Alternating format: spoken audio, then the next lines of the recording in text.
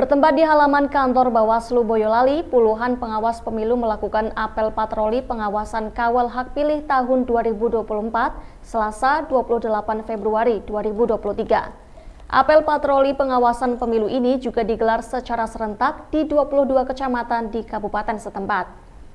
Ketua Bawaslu Boyolali mengatakan, semua masyarakat harus memiliki hak pilihnya. Tidak boleh satu warga pun yang terlewat dalam pemilihan umum yang akan dilaksanakan pada tahun 2024. Dalam pesta demokrasi mendatang, hukum harus ditegakkan secara bersama-sama. Sementara itu, anggota Bawaslu Boyolali menambahkan, saat ini petugas Bawaslu sedang melakukan pencocokan dan penelitian atau coklit di setiap warga. Ia berharap dalam pemilu mendatang tidak ada satupun pemilih yang tercecer. Warga yang sudah memiliki hak pilih harus dapat menggunakan hak pilihnya dengan baik. Dan juga ada masyarakat yang hilang hak pilihnya. Ada masyarakat yang sebenarnya tidak punya hak pilih menjadi pemilih. Inilah yang harus kita tegakkan semua. Hukum harus kita tegakkan bersama-sama. Tidak ada satu pemilih pun yang tercecer. Jadi harapannya DPT kita akurat, kemudian lebih baik daripada tahun-tahun sebelumnya. Dari Boyolali, Torik Laksono, MTV Jateng mengabarkan. Berlangsung di Sasana Bakti Praja Komplek Pendopo Bupati Pemalang, Selasa 28 Februari kemarin, evaluasi RPJPD Kabupaten Pemalang dihadiri OPD dan Camat se-Kabupaten Pemalang. RPJPD merupakan dokumen perencanaan pembangunan makro yang berisi visi misi dan arah pembangunan suatu daerah dalam jangka waktu 20 tahun dan harus dievaluasi apakah sudah mencapai target yang ditentukan dalam sebuah kerangka pembangunan jangka panjang. Terkait tujuan pembangunan Kabupaten Pemalang yang diperkirakan belum sesuai target, Kepala Bapeda mengungkapkan akan menginventarisir dokumen RPJPD dan mengevaluasi faktor apa yang menyebabkan tidak tercapai target.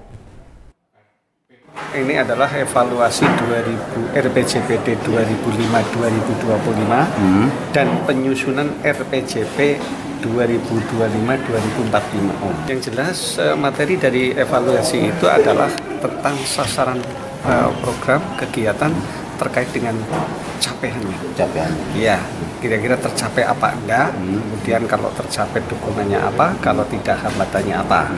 Setelah kita ketahui, itu menjadi satu materi dalam penyusunan RPJPD 2025-2045. Oh, ada poin-poin lain Kalau sementara ini belum, karena kita belum masuk kepada substansi, baru pada pertemuan perdana. Pertemuan perdana itu baru itu tadi gambarannya. Ya, masih pemaparan Pak ya? Iya, baru nanti setelah ini kan ada pertemuan berikutnya yang membicarakan tentang substansi. Pak, untuk target substansinya sendiri Pak seperti apa sih nanti ke depan? Kalau dari target substansinya adalah sesuai dengan ini tujuan yang akan kita adil, mandiri dan sejahtera. Itu tujuannya. Tujuan akhir dari tujuan itu untuk kondisi sekarang itu gimana? Kelihatannya masih belum tercapai. Ya, itu tadi nanti akan kita lihat secara detail setelah dokumen ini kita kumpulkan, kira-kira yang tidak tercapai mana, kendalanya apa, dan yang tercapai dukungannya apa. Itu nanti setelah kita bicara tentang. Hasil evaluasi rencana pembangunan daerah akan menjadi acuan dalam penentuan rencana pembangunan daerah berikutnya, dan tahun 2023 Bapeda wajib melaksanakan evaluasi RPJPD Kabupaten Pemalang tahun 2005 hingga 2025. Dari Pemalang, Wiarto Sudarsono, MTV Jateng mengabarkan. Santer terdengar adanya pemanggilan dan pemeriksaan KPK terhadap pejabat eselon 2 di lingkup pemerintah Kabupaten Pemalang, diantaranya SHM yang merupakan Kadis Dinpermasdes yang menyetor sejumlah uang kepada mantan orang nomor 1 di Pemalang, MAW. MTV Jateng mencoba mendatangi kantor Dinpermasdes untuk mengkonfirmasi kabar tersebut. Hal pemanggilan Kepala Dinpermasdes oleh KPK dibenarkan oleh Sekdin Dispermasdes bahwa yang bersangkutan pada hari ini, Senin 27 Februari 2023, diketahui telah menjalani pemeriksaan KPK di Jakarta. Hingga berita ini diturunkan saat dikonfirmasi via WhatsApp dan panggilan telepon oleh tim MTV Jateng, Kadisdin Permasdes belum respon. Dari Pemalang, Jawa Tengah, tim liputan MTV Jateng mengabarkan. Di Desa Karangrowo, Kecamatan Undaan ini merupakan salah satu titik terparah dari 7 desa di Kudus yang saat ini masih terendam banjir. Sejak Januari kemarin, banjir telah merendam Desa Karangrowo, meski ketinggian banjir sempat turun, namun sejak Sabtu 25 Februari, banjir kembali naik 5 hingga 20 cm. Hal ini akibat intensitas hujan tinggi lebih dari sepekan. Pantauan di lapangan Selasa sore 28 Februari kemarin, ketinggian banjir yang merendam Desa Karangrowo mencapai 80 cm di luar rumah. Sedangkan di dalam rumah, ketinggian banjir sekira 20 hingga 40 cm. Sejumlah warga masih bertahan di dalam rumah menjaga barang berharga. Kadus Desa Karangrowo mengatakan naiknya ketinggian banjir jumlah rumah warga yang terendam kini bertambah. Dari sebelumnya 47 rumah terendam, pada Senin kemarin, per Selasa banjir merendam bertambah menjadi 111 rumah warga, serta sedikitnya ada 750 kepala keluarga terdampak banjir. Banjir yang merendam Desa Karangrowo juga disebabkan dangkalnya Sungai Juana yang tidak mampu menampung debit air dari Sungai Piji. Warga berharap pemerintah bisa segera melakukan normalisasi sungai agar banjir segera surut. Januari Mas. Sama sekarang belum surut? Belum. Udah 2 bulan ini. Untuk pantauan hari ini bagaimana? Airnya masih tambah Mas. Ini terus bertambah? Iya. Sejak kapan? Sejak Februari ini. Enggak, baru-baru ini gimana? Bertambah atau bagaimana? Masih tambah Mas. Dulu sempat surut. Nah, berapa sih Mas? 2023 itu. Tambahnya berapa senti? Sekitar 20 sentian Mas. Sejak Februari kemarin masih hari ini. Di dalam rumah ini kedalaman sampai berapa Mas? Ya 40 cm, 50 cm gitu Mas.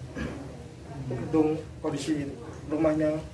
Anteng Mas, gak sampai betul. Anteng. Terus ini gimana Mas? Aktivitas Masnya gimana? Ya kalau aktivitas saya ya jalan kaki ini. Nggak bisa apa-apa ini Mas? Iya. Ini Kenapa memilih bertahan di rumah Mas? Gak Ya, ngungsi? enggak, mungkin aksesnya jauh gitu Mas kalau ngungsi gitu. Biasanya ngungsi di mana Mas? Di DPR atau di balai desa situ kampung.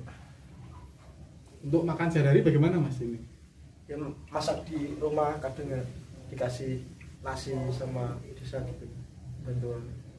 Sampai sekarang airnya bertambah 5 cm. Genangan tertinggi di permukiman sampai berapa Pak? Genangan tertinggi sampai 80 cm. Ini kalau terus bertambah itu kenapa Pak katanya? Dari curah hujan tinggi dari kiriman dari Sungai Piji Pak.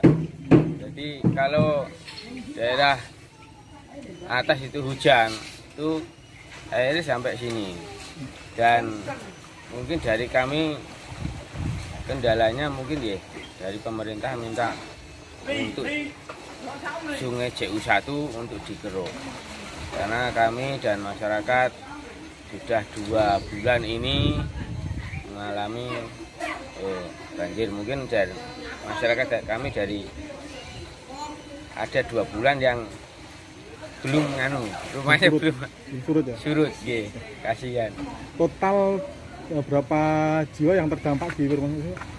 Di sini yang terdampak ada 750 kakak yang sudah masuk ke rumah, kita 111 rumah.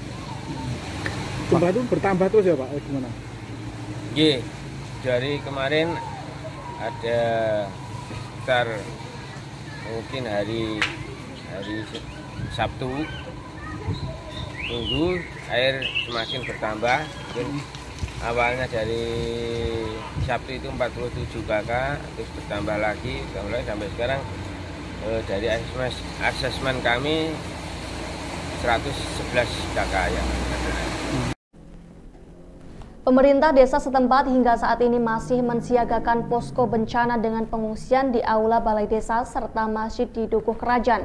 Update data dari BPBD Kudus, banjir masih merendam 7 desa di 3 kecamatan, yakni Kecamatan Jati di Desa Tanjung Karang, Jatiwetan, dan Jetis Kapuan. Kecamatan Undaan di Desa Ngemplak, Undaan Lor, dan Karangrowo, serta Kecamatan Mejobo di Desa Payaman. Dari Kudus, Jawa Tengah, tim liputan MTV Jateng mengabarkan. Satreskrim Polresta Pati, Jawa Tengah dalam kurun waktu 2 bulan telah berhasil mengungkap 12 kasus perjudian dan pencurian dengan pemberatan curat dengan 13 tersangka. Untuk kasus perjudian yang berhasil diungkap adalah judi jenis togel dengan 6 orang tersangka beserta barang buktinya. Mereka beroperasi di beberapa kecamatan yakni Kecamatan Batangan, Tayu, Margoyoso, dan Cakenan. Selain menangkap para tersangka, Satreskrim Polresta Pati juga mengamankan beberapa barang bukti. Di antaranya uang tunai Rp694.000, catatan perjudian togel, dan kupon togel. Kasat Reskrim Polresta Pati mengatakan untuk kasus pencurian dengan pemberatan atau curat berhasil mengamankan 8 tersangka, di mana 3 orang diantaranya merupakan residivis kasus yang sama. 3 dari 5 tersangka ini merupakan komplotan spesialis pencuri motor. 1 diantaranya HG, warga Kabupaten Grobogan, berperan sebagai penadah. 2 orang temannya SN dan ST masing-masing warga Kabupaten Purworejo dan Kabupaten Blora berperan mencari mangsa. Mereka beroperasi secara terpisah. Saat ini para penadah dari keduanya masih diburu kepolisian.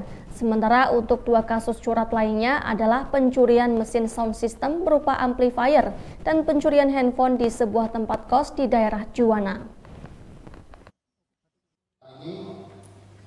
Saya selaku Kasat Reskrim Polresta Pati akan menyampaikan pengungkapan kasus Satreskrim Polresta Pati selama kurun waktu bulan Januari sampai dengan akhir Februari ini, yaitu sebanyak 12 kasus, di mana 12 kasus ini terdiri dari 6 kasus perjudian dan 6 kasus pencurian dengan pemberatan dengan berbagai modus. Untuk yang pertama yang akan kami sampaikan adalah hasil pengungkapan kami tentang tindak pidana perjudian jenis togel. Ini kami ada 6 perkara dan 6 tersangka. Yang ini kami tangkap di beberapa wilayah yang ada di Kabupaten Pati dengan total uang tunai yang berhasil kita amankan kurang lebih sekitar Rp694.000 dan beberapa barang bukti lainnya berupa HP dan catatan. Tindak kejahatan jenis pencurian dengan pemberatan, alhamdulillah Polresta Pati, Satreskrim beserta jajarannya berhasil mengungkap 6 perkara yang terdiri dari 4 kasus pencurian kendaraan bermotor, di mana mereka modusnya adalah menggunakan kunci palsu, dan ada juga yang masuk ke dalam rumah karena longgarnya pengamanan di rumah atau di lokasi korban. Kemudian ada pencurian pemberatan, yaitu mengambil ponsel di suatu kos-kosan. Kemudian yang ketiga, pencurian amplifier pada saat hajatan. Atas perbuatannya, para tersangka kini harus mendekam di sel tahanan Mapolresta Pati. Para tersangka pencurian dengan pemberatan ini dijerat pasal 363 KUHP dengan ancaman hukuman 5 tahun penjara. Dari Pati, Edi Wiono, MTV Jateng mengabarkan. Hal tersebut disampaikan oleh Kepala Desa Tijayan, Kecamatan Manis Ringgo, Klaten, Joko Lasono, di sela pelaksanaan pembentukan kelompok disabilitas di Desa Tijayan dan sekitarnya. Kegiatan ini juga melibatkan para pendamping disabilitas, baik dari kecamatan maupun dari kabupaten, pada Selasa 28 Februari kemarin. Dalam pembentukan kelompok diikuti perwakilan disabilitas se-Kecamatan Manis Ringgo, serta beberapa warga disabilitas dari warga Tijayan. Kegiatan diawali pendataan jumlah disabilitas dan dilanjutkan pembentukan kelompok. Lewat kelompok tersebut nantinya akan diberikan pendampingan baik pihak desa maupun kecamatan dan kabupaten. Joko Lasono mengatakan pemerintah perlu hadir membersamai, memberikan pendampingan serta motivasi kepada mereka.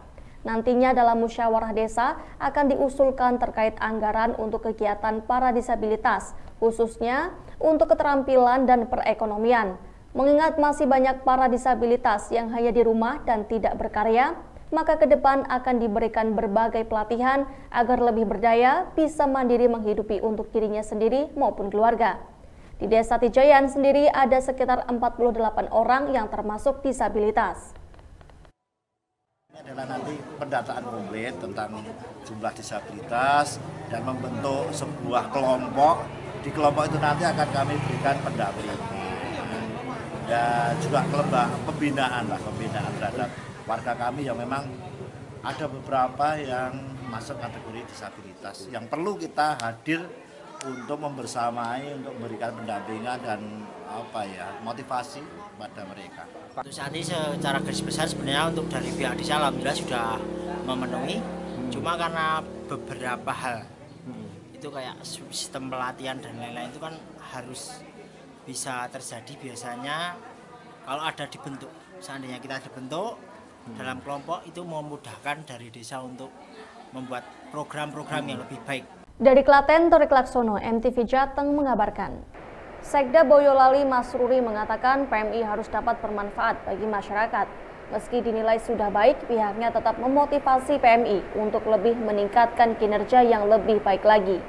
Ketua PMI Cabang Boyolali mengatakan kegiatan ini merupakan laporan pertanggungjawaban anggaran 2022 sekaligus merancang anggaran kerja 2023. Dalam rapat laporan ini, PMI melaporkan bulan dana PMI dan hibah dari pemerintah Kabupaten Boyolali. Kemudian dari rencana kerja ini, PMI dituntut lebih berinovasi dengan menyesuaikan kebutuhan saat ini. Pada tahun 2023 ini, PMI akan lebih meningkatkan sisi pelayanan terhadap masyarakat serta meningkatkan SDM, mulai dari teman kerja serta para relawan, sehingga mereka setiap event tanggap darurat sosial maupun kebencanaan mereka sudah safety. Sehingga keamanan bisa dipertanggungjawabkan dan selalu tepat waktu dan sasaran. Sementara capaian PMI pada tahun 2022 ini meliputi survei kepuasan masyarakat, penerima manfaat layanan PMI dengan hasil 90% lebih memuaskan. Selain itu, berbagai masukan serta saran dapat ditindaklanjuti lebih dari 2.000-an responden yang terlibat. Kemudian PMI Boyolali juga dapat memproduksi sebanyak 11.700 kantong darah sehat. Diharapkan produksi darah sehat tersebut dapat mencukupi kebutuhan darah di Kabupaten Boyolali. Hari ini ada musyawarah kerja PMI Kabupaten Boyolali yang akan merumuskan perencanaan ke depan, 1 tahun ke depan dan melaksanakan laporan pertanggungjawaban tahun 2022.